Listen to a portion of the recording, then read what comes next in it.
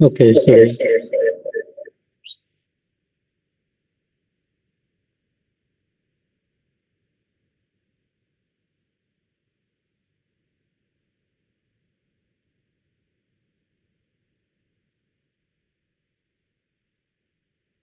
let's start. Yes, sir. Yeah.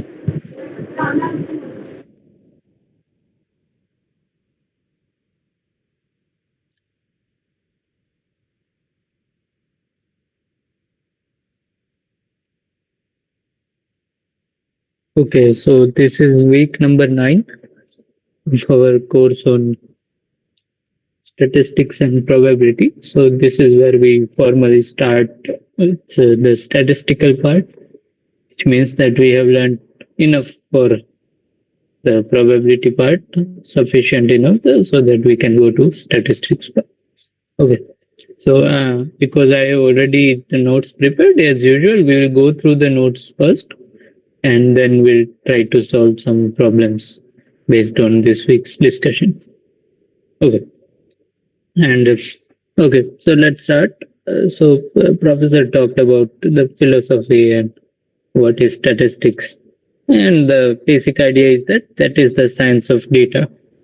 So earlier, science used to be very theoretical, just speculative, and there was not much quantitative science that was there thousands of years ago. But slowly, we started getting data from everywhere, and that too in a very systematic manner. And telescopes were discovered, and this and that, etc. So it was natural that this science for data would also come into play, and that was the statistics. And now suddenly there is a recent, as in from few 20 years or something, a recent spike in the interest in this science of data, so much so that it has a new name called data science, which is generally considered to be something different than statistics. But the backbone of data science, machine learning, AI, anything, it is statistics always, right? So, and the basic idea is that you embrace uncertainty, which gives you probability, or non-uniformity or variety, right? So what we are admitting is that there is lots of variation in things around us, and we want to study them. So we will look at it from the lens of statistics. For example, if you ask people how happy are you on the scale of 1 to 5, 1 being extremely sad and 1 being extremely happy, you will get this variation. Some would say they are not very happy, some would be extremely happy, some would pretend to be happy, some would pretend to be sad, whatever it is, but we will get variation. And of course, you can visualize it with fancy diagrams or anything, such as histograms, most popular tool, right?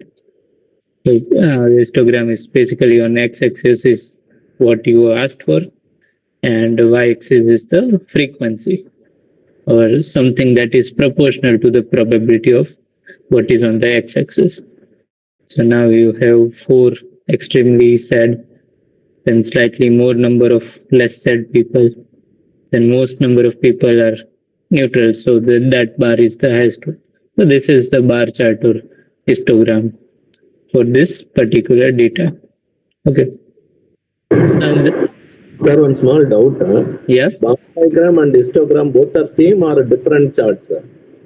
So histogram is a type of bar chart. Bar chart could be of anything, but histogram means that the y variable, this is the frequency. Okay. Okay. Yeah. Bar chart could be of anything. You just have y versus x, some discrete data. Okay. Right? Okay. Yeah. Okay. Yeah, but good question. Then the next thing was that we talk about probability sometimes and statistics sometimes. Obviously, they are very intimately related, but there is a difference also. And the main difference is that when we are talking about probability, the distribution is generally assumed to be known. For example, you have a pond and there are fish inside. then you know the distribution of the length of the fish. Let's say that it follows normal. And the questions that we ask in probability is that calculate expectation of something x raised to 10 or something, whatever. Okay, but the thing is that this information is already provided. Whereas in statistics, because it deals with real life problems, the distribution is not known. And more often than not, this is what we are trying to know, right?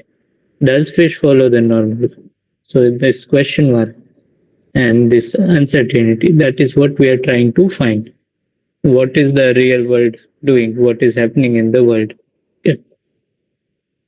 So, and then there was this concept of descriptive statistics. So what we do in science in general is that we first gather data, raw data, like this, right? And then we convert it into information, maybe a histogram, or maybe we run it through some filter, through some function, etc. And finally describe that what is happening. That is the ultimate goal. Okay. Then there was this concept of population versus sample. So population is something that is the universal set, so to speak, that it contains all the possible samples that you can have. For example, if you are looking at a class of 70 students, then it consists of all these 70 students. That's the population. And the average of all these students, that would be the population mean. Versus sample is something that is a subset of population, generally very smaller than population. For example, you pick up 5 random students out of this 70. Okay. And then you can do the same procedure. You can ask what is the mean of these 5 people. And that would be your sample mean, not population mean, which could obviously differ, right? So as professor mentioned, let's say we are talking about their marks. And it could happen that we have selected mostly the toppers. So then the sample mean would be greater than the population mean. It could also happen that we selected the backbenchers who also don't do well in exams, although that need not be the case. But let's say they scored less marks, and obviously the sample mean would be smaller than the population mean. So, but then again, for 70 students, it's okay to just sample the entire population. But what if you have elections and you are trying to do exit polls? Obviously, you are not going to ask 1.4 billion people, right? If you do that, then you are basically conducting the elections. But you just want to know what is going on. So again, you select a sample out of it. Now again, you have to be extremely careful in that how to select the sample. There is variation across all these demographic variables, and gender and states, etc. So yeah, but they generally ask, I don't know, thousands or at most lakhs of people, and then they come up with the numbers, who is going to win, how many seats, and yeah, sometimes they are correct, sometimes they are not. But there is a lot of statistics, as you can imagine, that is involved there. So data in general could be of 2 types, categorical or numerical. We, as math background people, we like numerical data, right? Which could be again classified into 2 things, continuous or discrete. Discrete means that finite, and continuous would be countable.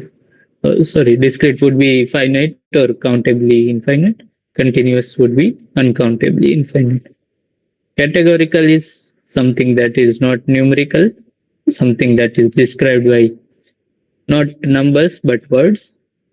But it does not mean that the words cannot have any meaning in terms of order. For example, you can ask the size of burgers, right? So you have small, medium, and large.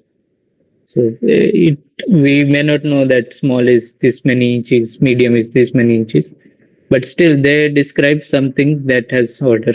In particular, it is size. Okay. So small is smaller than medium, medium is smaller than large, etc. But you can also have data in nominal form. in which there is no particular order.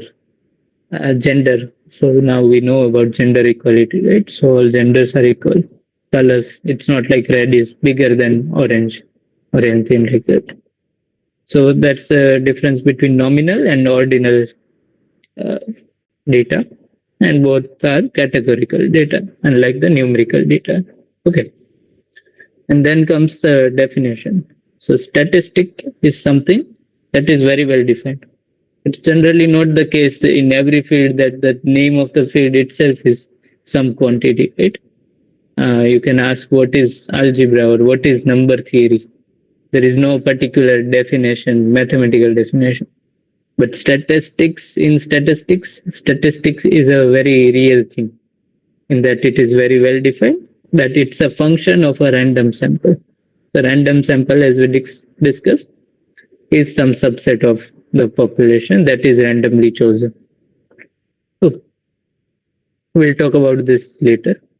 But as you can see, it is a statistic. So there is no the statistic of a sample population. Right? There are many statistics, in fact, infinitely many, as many as you want to make statistics of so any population. Okay, and yeah, again, how to uh, communicate your data. So you can use many methods. For example, table of frequency, which is what we did here, right? That you have some x variable and how frequent are those variables. Or if you have multiple variables, you can make contingency table, which means that you look at the relationships between the variables. For example, in a particular population, you are looking at how wealthy people are and also which gender do they belong to. And for simplicity, let's say just two genders, male and female, biological sexes. So rich, let's say there are two rich males compared to three rich females, etc. So now we are talking about multivariate thing, the relation between the variables. So this kind of table is called contingency table. It's just a name. And of course, you can visualize it using bar chart, pie chart, box plot, etc. Professor talked about this bit. Then we talked about measure of central tendency, which means that how variables are distributed around some variable, right? And the most popular one, the hero, is always the mean, right? So this would be the sample mean. If you have samples drawn from a population, let's say n samples with values x1, x2, etc., then this is the sample mean. Then median is something that is located at the center of your ordered data. So if you have, let's say, 2, 3, 4, 5, and 6, so the middle one is the, I don't know, 4. So that would be your central data. And if the data is given in terms of frequency,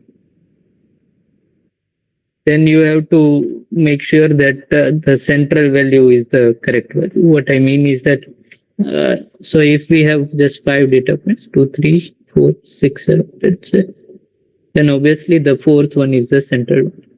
So this is the median. We have all studied this in school, I know that, but let's cover it for the sake of completeness. And what if we have just 4 data points? Well, then we say that, okay, both of them are equally middle. So let's look at what is in between, exactly in between, and that is 3.5, right? The average of these two numbers. So that we say is median, even though it is not present in the data. But now let's say a frequency distribution is given. So 2 are 10, there are 10 twos.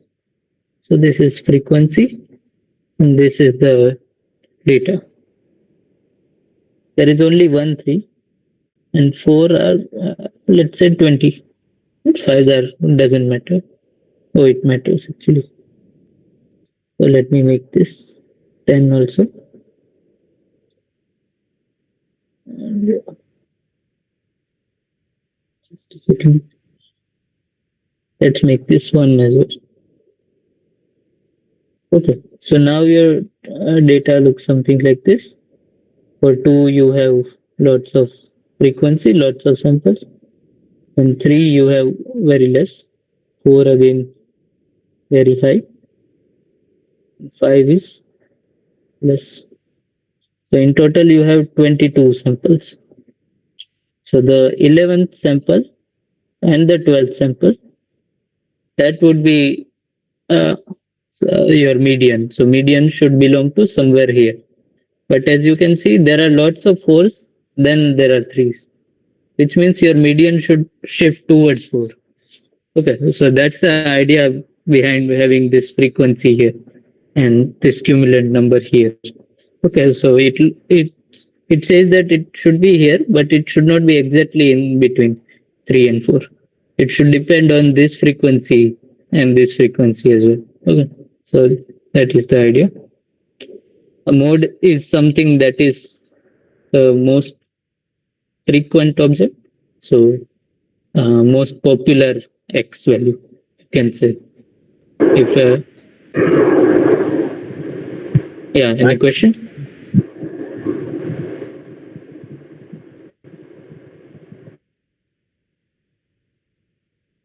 Okay, let's continue. So mode is something that has the highest frequency. If you are looking at a continuous thing, then all these definitions change. Okay, but generally we are talking about some samples drawn from the population. So those are discrete samples, discrete values. So we can calculate this. Just like this mean, which is arithmetic mean, we can also calculate geometric mean, which is the nth root of product of the numbers. This was 1 by n times sum of the numbers. Again, both of them are measures of central tendency in that they belong to the range of x's, and it would be somewhere in between. Geometric mean, as you can see, is the product of all this and then nth root. So if you take log both sides, let's call it g, and log g would be 1 by n times sum of log xi, right? Which means that geometric mean is arithmetic mean in the logarithmic space. So if you convert your data in log, then wherever your arithmetic mean is in that log space, and then you invert it. So take exponential of that. That will give you the geometric mean. Okay. Where would you use geometric mean? Where your data is very much sparse. Okay, in some particular scale. So at large scale you have very less data, and small scale you have higher data. And in logarithmic space, they would be more or less uniformly spaced. Okay. Then the concept of sample variance comes, which is very similar to the variance. So there should not be any square root, I think. Sorry about that. Yeah. So variance is sum over xi minus x bar square divided by n, except that for sample, if you want to make it unbiased, you have to use n minus 1. And the idea is that x bar is already given, so you have one less degree of freedom. So the number of independent variables that you have among xi's are n minus 1, which is why it sits here. There is a deeper reason also if you calculate the expectation of this, because it follows chi distribution, we will see. That's why if you put n minus 1 here, only then the expected value of sample variance compares with the exact variance of the population. So there is no bias. Otherwise, there would be a difference between the expectation of this S square and the sigma square, which is the population variance. Okay. Standard deviation is the square root of sample variance. And some people like to define this another quantity, which is standard deviation divided by mean. So how spread your data is, but scaled by or normalized by the mean. So if mean is very high, then it's okay to be scaled. So this is particularly useful in search processes. So just to give an idea where you can find this, let's say you have a bacteria which is trying to find its food somewhere here. So what it will do is randomly go, but randomly going somewhere may not help. So the best strategy, it turns out, is to reset back to its initial position. How often do you reset? Here you reset after some time tau, which is from some distribution. Okay, so this is called stochastic resetting. So you keep on doing that until you find your particular food. And now this distribution will have some expectation, right? Or you can define this as inverse of rate, how often you are resetting. And it turns out that if your CV is greater than 1, then the time it takes to find this food, so let me call it small t, which is the total time it takes to find the food. That is also a random variable. So the expectation of that as a function of this reset rate, that would have a minima somewhere over here, which means it's better to have resetting. But that is only if CV is greater than 1, which is precisely this quantity. Okay. So just to give some idea that this is something that is very useful in research. Then you can define skewness, which is basically higher order moment, third order moment, sum over xi minus x cube. And skewness, as the name suggests, it indicates how asymmetric your data is. So you stand at your mode. So mode is where you have the highest probability of finding the thing, right? So if this is your fx, then the highest probability is this one. So that is mode. Median is when you have 50% chance of coming to the right of the median and 50% to the left of median. So that would be like f inverse of 0.5, right? By definition of f. And mean is what mean is. So if your distribution is asymmetric, then your mode and mean won't be same. So small doubt, skewness is moment about the mean, correct? It's about the mean, yeah. Sorry, it should be x bar. Okay, thank you. Yeah. Okay, so as you can see, if xi is symmetric about x bar, then the number of positives here and number of negatives would be same because it's an odd function. Okay, that's why your skewness would be 0. But let's say there are more xi's on the right of x bar than on the left, then this number would be positive. So that would be some positive number. That's the basic idea. And you can keep on going. Then you can define kurtosis. Sorry, this should be 4. So again, it's a fourth order moment about the mean. And what it gives you is that compared to normal, so normal has beta is equal to 3. So compared to normal, how heavy tail your distribution is. So if you have very heavy tail, then your beta would be very high.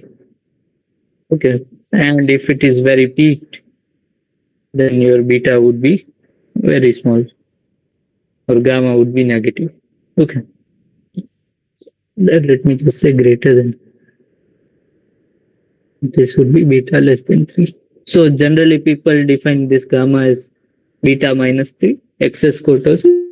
Some people just call it kurtosis. So always just remember that there is this ambiguity in notation. So in some packages, for example, in Python, kurtosis is defined already as beta minus 3. So something that you should keep in mind. Okay. So general procedure is that we take data from, so some sample from population. So the population itself follows some distribution, and generally that is coming from a normal distribution. And then each sample from that population that would also naturally come from the same distribution, in this case, the normal distribution. So all the samples would be identically distributed because the first person and second person, there is no asymmetry. I could have chosen first person the second time and second person the first time. Okay. So this x1, x2, all of them are identical and they are independently chosen. So again, they are independent. So there is small caveat there. If the sample size is, sorry, the population size is infinite, then they are indeed independent because you are choosing finite out of infinite. So choosing the first one does not really change anything. From finite also, if you are replacing, then it does not matter what you choose. So again, the samples would be independent, but without replacement. So let's say you are drawing balls from a urn, from a container. Then the first ball is drawn, and if it is red, then you know that there is one less red ball in that population now. So x2, or the distribution of x2 would depend on what the particular value of x1 is. Okay, so in this case, it won't be independent, but generally, unless otherwise stated, we will assume that these samples are independent and identically chosen. Okay, exit polls, we already talked about them. So yeah, so the general language we speak is this, that capital X1 to capital Xn are the random sample from X. So from some population that follows some random distribution, which means this X1 to Xn are IID over the same distribution as X.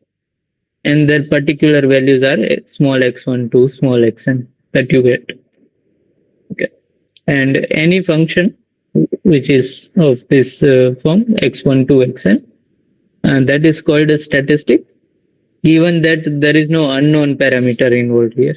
So x1 raised to 5 is fine, x1 raised to the mean is fine, but x1 raised to some parameter which is not known or cannot be known from just this, then it's not a statistic. So a statistic is something that is calculatable or calculable, I don't know, just from this x1 to xn. Okay.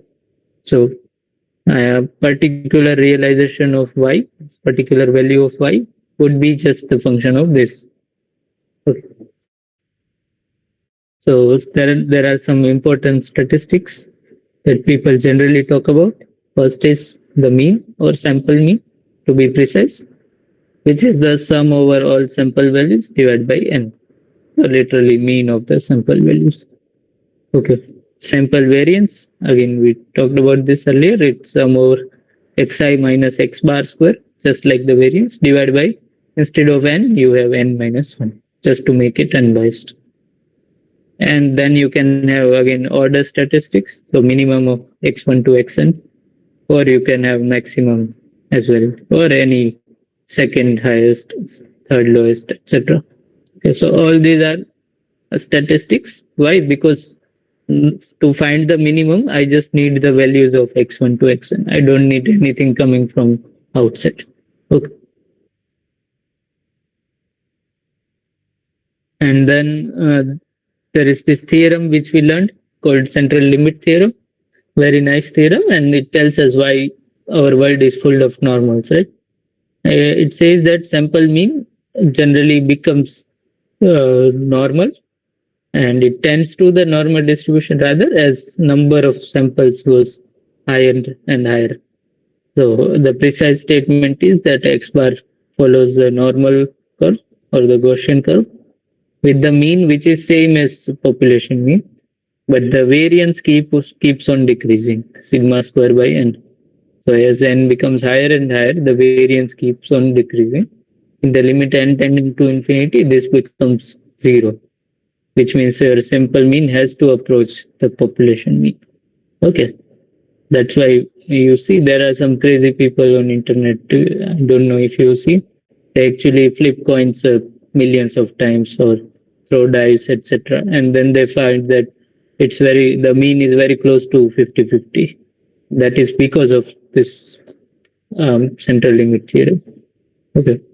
And if you rescale this by x bar minus mu and sigma by root n, then you get the standard normal curve. Why do we like this? Because the values for this, the distribution is very well known and well tabulated. So if you want to find probability of x bar less than this, that you won't find in the table, but once you rescale it, then you have this phi function for which the values are calculated already.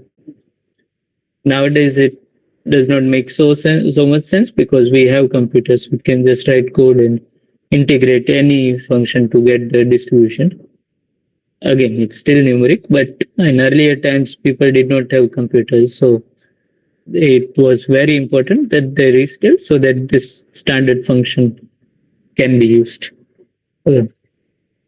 And again, to reiterate, the population doesn't have to follow the normal curve. Even then, the sample mean would slowly tend to follow the normal curve. And the question is after what value of n? And it has to be a smooth transition. Only in the limit n tending to infinity that does the sample mean truly follow the normal. But the rule of thumb is that generally, loosely speaking, greater than 30 is a good sample size for you to, for the this limit central limit theorem to sort of kick off. Okay. Sample variance we just saw. And the question is that what distribution does it follow? So for sample mean, we know that it follows normal curve. Very nice. But sample variance, as we can see, we will see, does not follow normal Gaussian curve. So for that, we'll learn particular some three distributions which are very important. So the first is called chi-square distribution. It is what it is. I mean, I don't know how to make sense of it or give some intuition, but yeah, you have some x to the power something, so some monomial here multiplied by exponential e raised to minus x by 2. Okay. And never get intimidated by these factors, right? These are just normalization factors. So the dependence on x is something like this, x raised to nu by 2 minus 1. So whenever you have x times exponential of minus x or any power of x times that, then it is a chi-square. And this nu, which is called the degree of freedom, that is the parameter of this. So for each value of nu, you have a chi-square distribution. Okay. In particular, if you put nu is equal to 2, then this becomes 1 minus 1, which is 0. So there is no factor here, which means it's proportional to e raised to minus x. So as you can see, it has to be exponential distribution. Okay. And it turns out that in large nu limit, this becomes a normal curve. Okay. Normal curve with what expectation? Expectation is again mu. We can calculate this. Turns out the second order moment, expectation of x square is 2 times nu. Okay. For exponential distribution, for Poissonian, I think these two were equal. So here it is 2 times nu. Okay. And you can calculate all the higher orders. And again, the rule of thumb is that when nu is large enough, greater than 30, then this follows normal curve. And there are tables again available for this one as well. And we'll see why. And then there is the student's t distribution, which is of this form, 1 plus x square by nu raised to minus something. Something is nu plus 1 by 2. Okay, these are again normalization factor. Need not worry about them. But yeah, something of this form would be your t distribution. And how is it generated? It can be generated using chi-square and normal. So if z is your normal and x follows chi-square with parameter nu, then the z divided by square root of x divided by nu. That would follow your t distribution. Okay. And finally, there is f distribution, which has two parameters, nu1 and nu2. and the dependence on x is this x raised to something, and then 1 plus nu1 by nu2 times x whole raised to minus something, this thing. Okay, so this is important. Why I say this? Because in exam or anywhere you are dealing with some problem and you find this kind of dependence, then you would know that it's a f distribution. And if it's a probability distribution, then you know that integration has to be 1. So this factor has to be whatever it is. Okay, that's why this is important. Okay, and again, if you have chi-square distribution with parameters nu1 and nu2, then there is ratio of y1 by y2 normalized by nu1 and nu2. That would be your f distribution with these parameters. Okay. And yeah, for a given alpha, so alpha is something that is characterizing our confidence, that how sure we are that x is less than a particular value. Okay, so for example, 99% confidence means that alpha is 0.01. So this has a very nice property that f nu1 nu2 alpha is inverse of f nu1 nu2 1 minus alpha. Okay, so that is something interesting. So if nu1 and nu2 are equal, then the amount of stuff up to some value q, if that is 1%, then amount of stuff till 1 over q. So if q is very small, that would be 99%. Okay, that way. Okay, and there are some results. Finally, we can state this we have already seen, that expectation of x bar is mu. So the expectation of sample mean is the population mean. Okay, you should always know how to speak English and how to translate it to math, and more importantly, how to translate math into English. Okay, and variance of x bar, the sample mean, that is sigma square by n. This keeps on decreasing, right? And now the question is, what about ulta? So this was variance of expectation or the mean. Now this is expectation of variance, sample variance, and that is given by n minus 1 times sigma square. Okay, and that slowly approaches sigma square. And as we can see, population, so sample variance, the mean of sample variance approaches population variance, as we can see, but the variance of sample mean, that approaches 0 because it is sigma square by n. So this is something interesting. Okay, and the sample variance, which is defined by this quantity n minus 1, and it turns out that this particular quantity n minus 1 times s square divided by sigma square, which is sum of this divided by sigma square, that follows chi-square distribution, which is why chi-square is important thing, because that's something very fundamental. Sample variance scaled by this factor follows chi-square distribution with this parameter n. Okay, and x bar and sample variance, so sample mean and sample variance are independent random variables, which is, to me at least, not very trivial. But what it's saying is that just because you know mean, it does not mean that you know anything about variance, because they are independent. Okay, and if sigma square is unknown, then you can use this particular statistic, which is x bar minus mu sample mean minus population mean. So population mean is still known, divided by s by square root of n. So s is not population standard deviation, but rather the sample standard deviation divided by root n. So generally this would be a normal distribution, right? But because this is not sigma, sigma is unknown, so this would follow t distribution. And again, in large n limit, this would become Gaussian or normal distribution.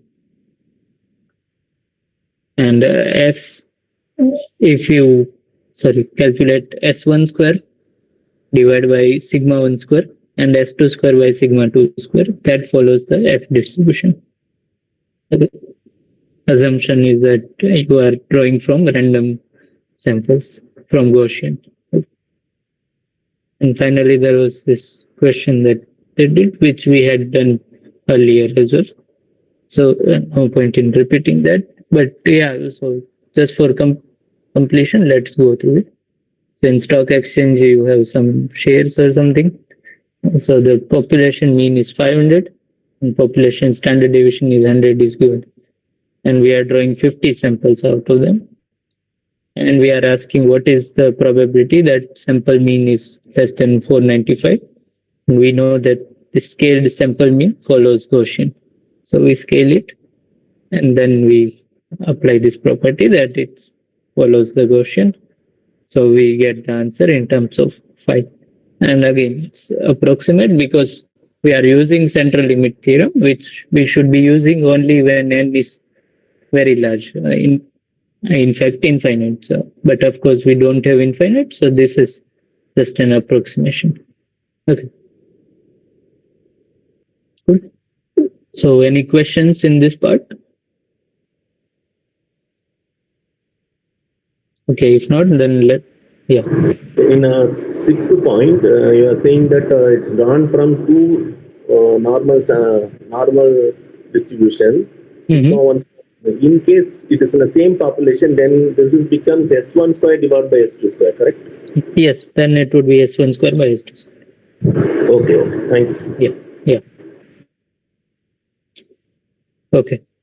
Then let's solve some problems. Most of them are very trivial, I think, compared to the other week's assignment. And for the good reason, this was just an introductory module, right? Maybe next week onwards, we'll have more quantitative and more convoluted problems. So, okay, first one is find the median of this data. 11, 10, 12, 3, 6, 15. So, can somebody try? Options are 7, 10, 12.5, 10.5. 10.5? 10.5. Yeah, that's correct. And why so? Because we order them, right? So 3, 6, 10, and then 11, 12, and 15. So there are 6 particular instances or data points. So we have to look at not third or not fourth, but something in between, right? 3.5, so to speak, which is the average of these two, 10.5. Okay.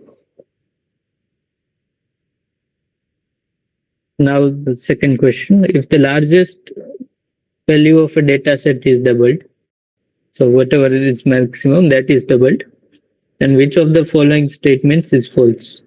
One is that mean increases, second is standard deviation increases, and the third is interquartile remains unchanged, and the fourth is median increases. Anyone? False statement is standard deviation has increased. Okay, so you are saying this is false. Yes. Why would it not increase? Standard deviation is not differ with increasing the values. Double the values are. But it's not like we are increasing all the values. We are only increasing the largest value. So let's say we had 2, 3, 7, 9. And the new one is 2, 3, 7, and 18. So this is doubled. Okay. There is one assumption here that all the numbers are positive. Okay. Which is not given, but okay.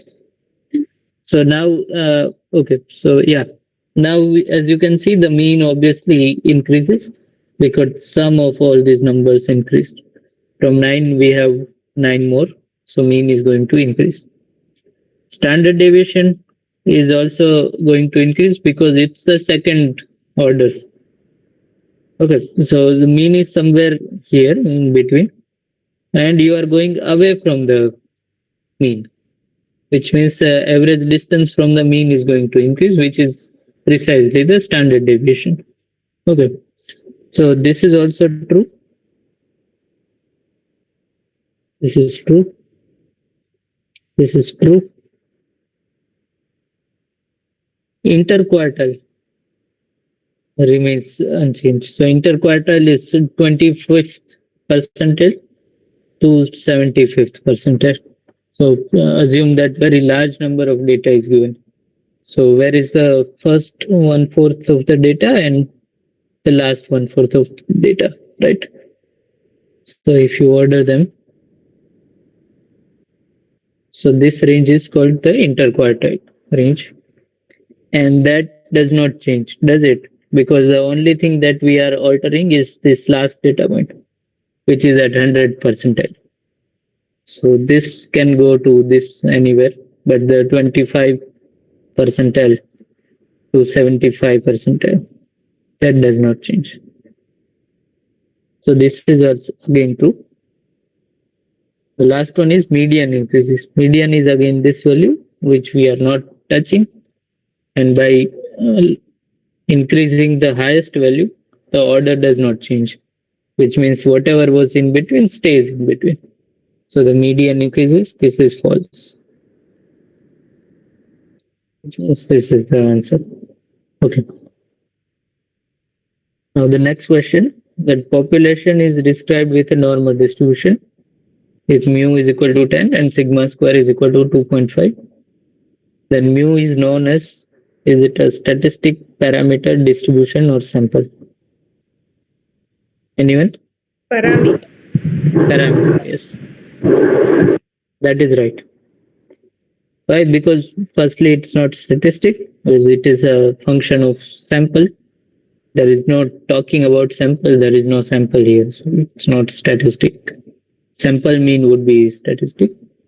Parameter, because the normal distribution has two parameters, mu and sigma square, which happens to be the mean and variance. So those are the parameter. It's not a distribution. Distribution is something that has mean and this everything. But this is just a value, so that is a parameter. It's not a sample either. Okay. Fourth one. It looks intimidating, but it's really not. We have n samples, so random variables, which constitute a random sample. Then which of the following statements are true? These are mutually independent. Are they independent or not? Do they have same distribution function and PDF? Or are they not mutually independent?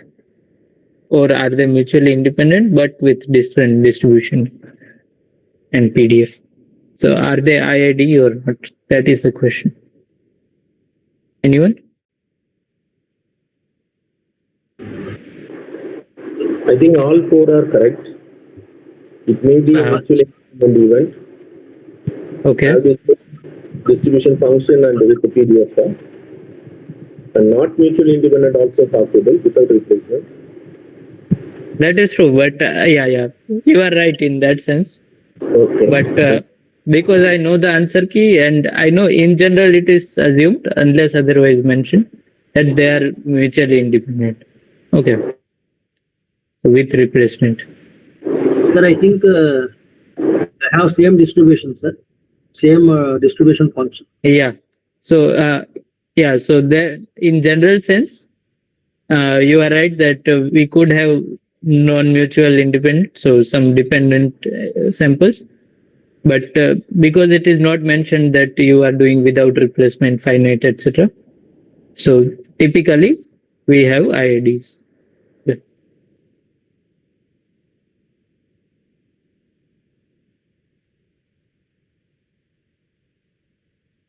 Okay, the fifth one. The independent random samples of size n1 and n2 are taken from normal population. Normal with mu1 and sigma 1 square and mu2 and sigma 2 square. Then what is the sampling distribution for the difference of sample means? Option C, sir. V1 minus Option V2. C. Yes. And what's the logic? Yes, sir. What's the logic behind it? Sir, while squaring, the negative becomes positive, sir. So that Yeah. variance becomes positive side. Yeah.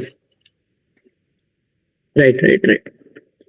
So firstly, if we have two random variables, then we know that expectation of x plus y is expectation of x plus expectation of y, which gives us mu is equal to mu1 plus mu2, right?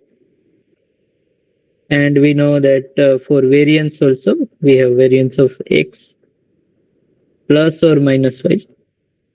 This is variance of x plus variance of y, if they are independent, right? Otherwise, you have covariance also. But this stays plus. There is no minus here because we are talking about variation. And you can, of course, rigorously prove it, which means that our new sigma square would be sigma 1 square by n, which is the sample variance. Remember, it's always scaled by n. So n1 plus sigma 2 square by n2. Okay. So this is the mean of our z. That's x plus y is z. And this is the mean for z, and this is the variance. But how do we know it follows normal distribution?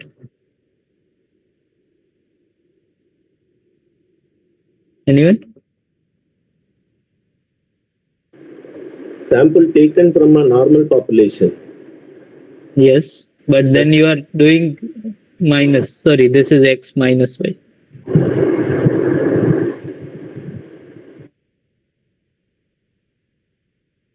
Okay. So it turns out that this is a property of normal distribution. In general, it is not true. But if you have two normals and if you add them, then you have normal with mu1 plus mu2 and sigma 1 square plus sigma 2 square. In our case, it's divided by n1 because these are sample means and sample variance. Let me give you a short little proof. So let's assume that x is standard normal 0 to 0 and 1, and y is also standard normal 0 to 1. Then we define z is equal to x plus y, and we want to find the distribution of z. So we have seen how to do that. F of z, that is the convolution of x and y. So the sum of these two arguments should be equal to z. So if this is x, then this should be z minus x. Then integrated over whole x, because now this normal is defined over all r, right? So this is from minus infinity to infinity. And we know f of x, it is 1 over root 2 pi e raised to minus x square. And this is e raised to minus, x square by 2 sigma square, but we are looking at standard division, standard normal. And this becomes z minus x whole square by 2. Infinity, there is 1 by root 2 pi here as well. Okay, so I can take out 1 by 2 pi outside. And this becomes e raised to minus. Do I want half outside or no? Yeah, minus half. Now inside it becomes x square plus z minus x square. So in fact, yeah. So z minus x square is z square minus 2zx plus x square, right? And dx. And you have to basically evaluate this integral, which is a function of z, right? X is being integrated over, so this will be function of z. And you can show that this is going to be normal from with mean 0 and variance 2. So that is the goal here. And because we have time, let's just do it. So e raised to, okay, so we are integrating over x. So what I want is some whole square of form x minus something square. Okay. So let me take this half. This becomes 2x square minus 2zx plus z square dx. And as you can see, that is not a whole square form. So how to make this whole square? So first let me take this 2 outside. This becomes e raised to minus x square minus zx plus z square. Right. And if I want to make full square, then I should add plus 1 by 4th z square. This was z square by 2, right? So I have to subtract z square by 2, 4 here. Okay. What I have done is added this 1 by 4 z square and subtracted it. Dx. And now we are almost done. So now we have minus x minus z over 2 square. Okay. There is half. There is no half here. And then multiplied by e raised to what remains is minus z square by 4, which does not depend on x. So we can take outside. And this is square root of pi. Okay. So let me forget this constant. So it's going to be proportional to e raised to minus z raised to 4 by z square by 4. Okay. So 4 is 2 times 2, which means the variance is 2. Okay. So you see that sum of normal follows normal, but that is not a very trivial thing, at least to my eye. But you can calculate out. And the sum of variance. So the variance of the sum is going to be sum of variance.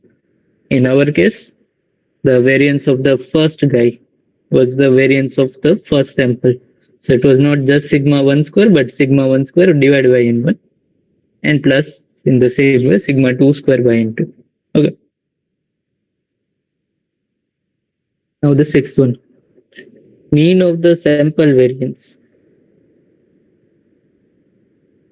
From the random sample of size n and normal population with mean mu and variance sigma square is.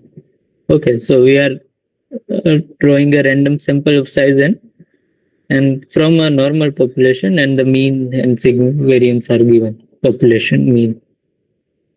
And what we have to find is the mean or expectation of this sample variance. So again, we have to be careful here because there is always n minus 1 factor that could be possibility there. But let's see. So we know that sample variance follows. Where is it? Sorry. This chi-square distribution, right? So let me just copy this.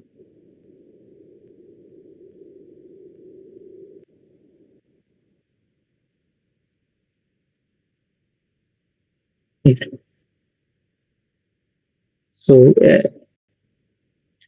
I want to write in this form. So I'll write expectation of n minus 1 s square by sigma square. All of these are constant, so I multiply and divide. And I can take this outside. This becomes sigma square by n minus 1. Expectation of n minus 1 by sigma square s square. And we know that this follows chi-square with n minus 1. And its expectation is given by n minus 1.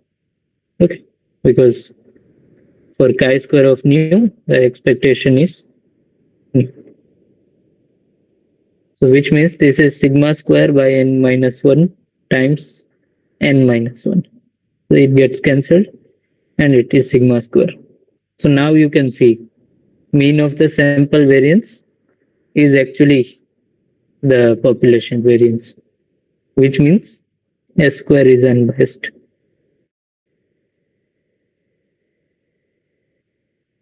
Because there is no bias. Bias is defined as difference between the expectation and the true value.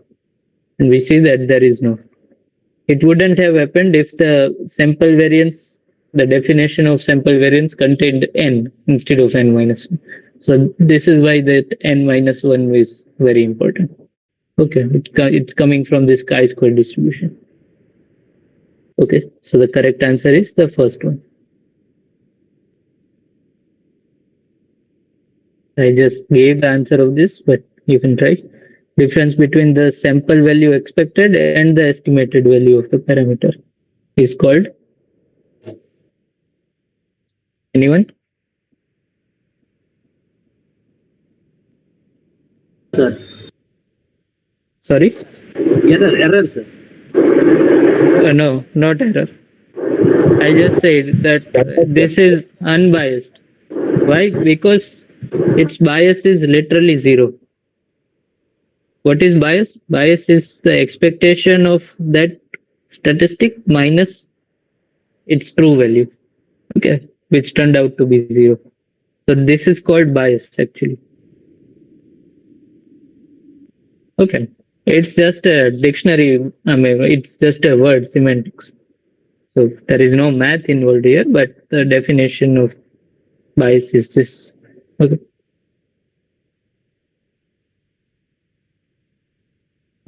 Okay, the next one, again very easy. Large population of adults, the mean IQ is 110, 110, which I think is not correct. Mean IQ is always 100 in large population, I think. But it's given that it's 110 with standard deviation 30. And then 100 adults are randomly chosen for some research thing. And we have to calculate the distribution of sample mean IQ. So we have a large enough population, okay, and large number of samples also, 100. So we know that sample mean follows normal. With what parameters? With 110, comma 0.3 square. 0.3 square. Sorry, 0.3. 0.3. Okay, how did you get this 0.3? So this is just mu. Mu. Yeah, and this is? This is 30 divided by 100. Oh, So sorry. it 3. Yes. should be 3, right? Yes. Okay. So this should be sigma by root n. Yes. Second one, third one is. So the second one. Third, oh, sorry. Yeah. No, but you got the concept, right? Yes. Yes. So firstly, it's not exactly normal because we are invoking central limit theorem, which is an approximate statement. So it's approximately normal with mean, whatever the population mean is, and standard deviation keeps on decreasing at this rate, square root of n. Okay. So because we had 100 adults, it would be reduced by square root of 100 factor. So factor of 10, so 30. If we had 10,000 adults, then this would become 0.3. Even more, then this would become 0.03, etc. So standard deviation goes to 0 in this fashion. Okay. Okay, this is something that we need to calculate. So x is given to follow normal distribution, and we have to find distribution of x square. So we know the general procedure, which was, if you remember, that you have a function of a random variable and you have to find the PDF of this. So how do you do that? You say that fy dy is equal to fx dx. So fy, which is what you want to find, would be fx times dx by dy. And so this g prime of x would be dy by dx, right? So this is fx times g inverse of y. Yeah, that this was the thing. Yeah, and you have to remember that this is mod of that. I think it was given as 1 over g dash of x. Both of those mean same thing. Okay. And you have to take care of sum over all roots, because you could have multiple x's going to the same. Okay. So in our case, what is given is that x follows the normal curve. Standard number. So this is x. And then we have to find the distribution of y. Now we know that y cannot take negative values. It's the square of x. Okay, so it starts from 0, whatever the value is, and then goes towards infinity. So let's say our y is 100. Then how can y be 100? It could come from x is equal to 10 or minus 10. But because Gaussian is symmetric, both of them have same contribution. So what I can write is 2 times fx dx dy. Okay. And we have y is equal to x square, which means dy by dx would be 2x, but I want dx by dy, which would be 1 over 2x, and x itself is square root of y. So we are only taking positive value here because we are already adding the factor of 2 here. Okay. So this is 2 times f of x. F of x is this density, which is standard Gaussian. So 1 over root 2 pi e raised to minus x square divided by 2 times variance. Variance is 1. So 2 times exponential minus x square by 2 divided by 2 root y. And there was pi also, right? Root 2 pi. Okay. So we get 1 by root 2 pi y raised to minus half and e raised to minus y over 2. Remember, x square is y. So now we finally have the distribution of y, or the PDF of y, in terms of just y. Okay. So this is, and y has to be, of course, greater than 0. So clearly it's not a normal distribution. So these two are incorrect. Why? Because then it would have e raised to minus y square. Psi squared. So it has to have chi squared. Now let's look at the expression of chi square. Because I don't remember it. Yeah, so let me copy paste this.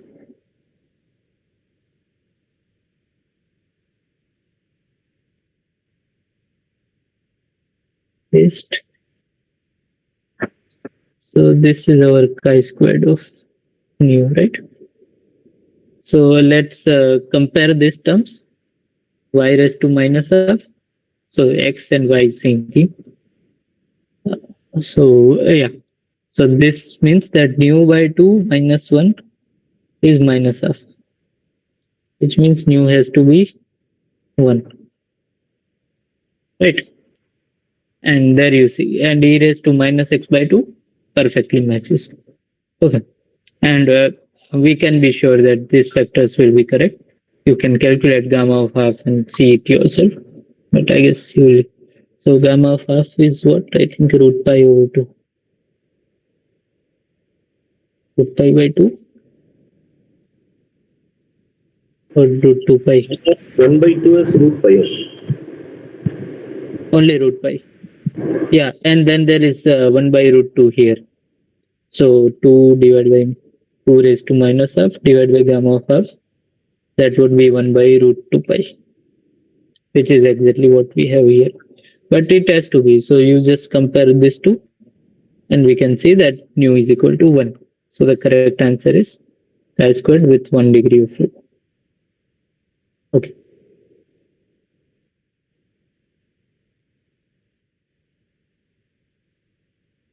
Yeah. Okay, the final question, and then we'll call it a day. is that we have three samples, so x1, x2, and x3. So random sample from a PDF f of x, which is given to be positive and continuous in this range a to b, and 0 otherwise. And obviously the distribution function is the cumulative distribution, but it starts from a because before a it's anyway 0. So this is the cumulative distribution function.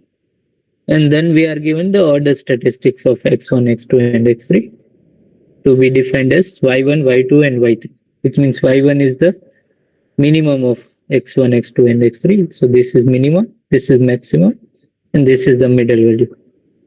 And what we are asked is to find the PDF of y3. So y3 is the maximum.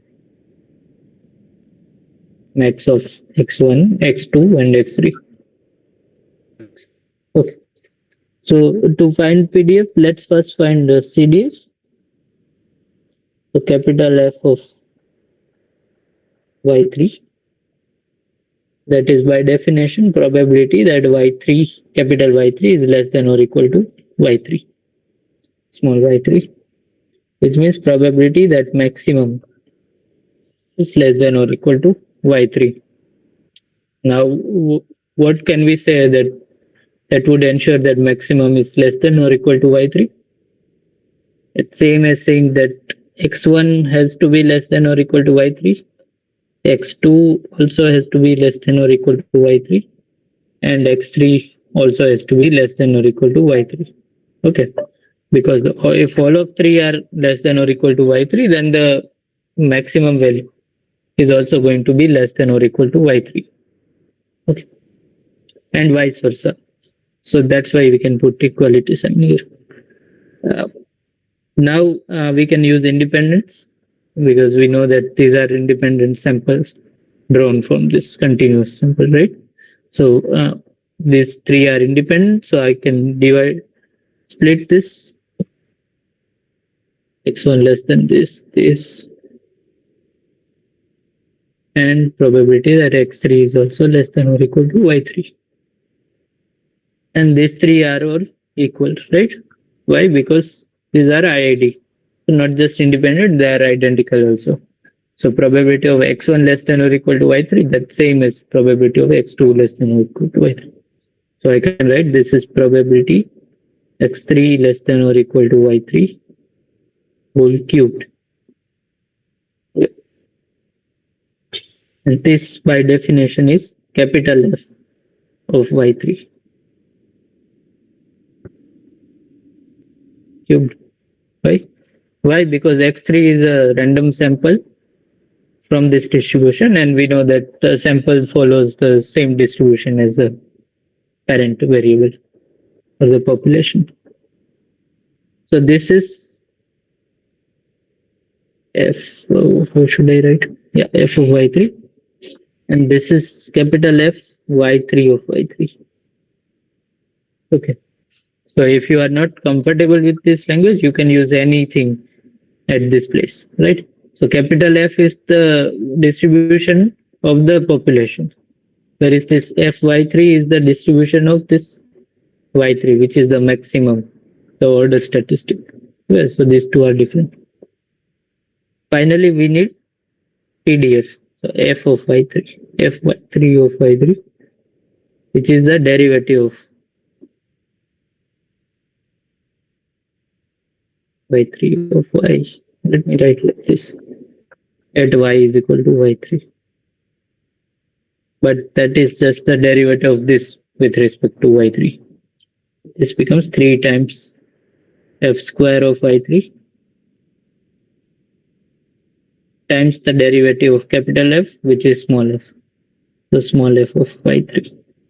Okay. So this is the answer. And of course, y3 has to be between a to b, right? So the correct answer is third one. 3 times capital F of y3 square times small f of y3. Okay. Is it clear? Any questions? The 10th question, y1, y2, y3 are the order statistics. What does mean that order statistics? Yeah, so order statistics, I think it was covered in week 5 or 6 somewhere. But it basically means that you have a sample x1, x2, x3, and then you create a new variable, random variable y1, which is a function of x1, x2, and x3. What is that function? That is that minimum of these three. So this is also a random variable, and that is called the first order statistics. Then you define y2. Y2 is the second lowest value. Sorry. So you can define it as minimum of, if you have to define, you can define it as x1, x2, x3 minus y1. So you remove y1, which is the minimum. So the second minimum. Okay. Then so on and so forth. So in our case, we have just three. So third one is going to be maximum x1, x2, x3. Okay, so these y's are called order statistics. Okay, sir. Thank you. Yeah. Anyone else?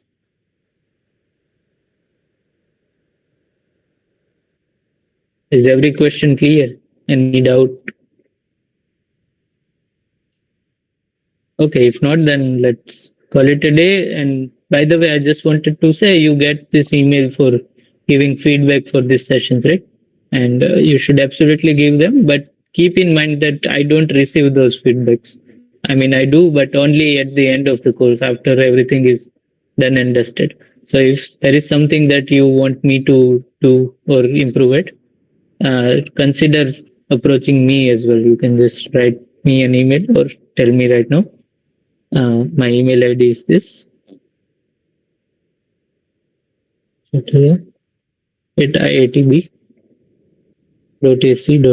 So if there is any feedback that you would like me to know, then shoot an email to this one. If there is any feedback that you just want NPTEL team to know, I mean, I will also know it, but after the course is over, then you submit that form. Okay. Yeah, just wanted to say that. If there are no questions, then let's meet next week. Thank you, sir. Yeah, thank you. Bye bye. Good Thank night. you for a nice explanation. Thank you. Yes, thank you. Thank you, sir.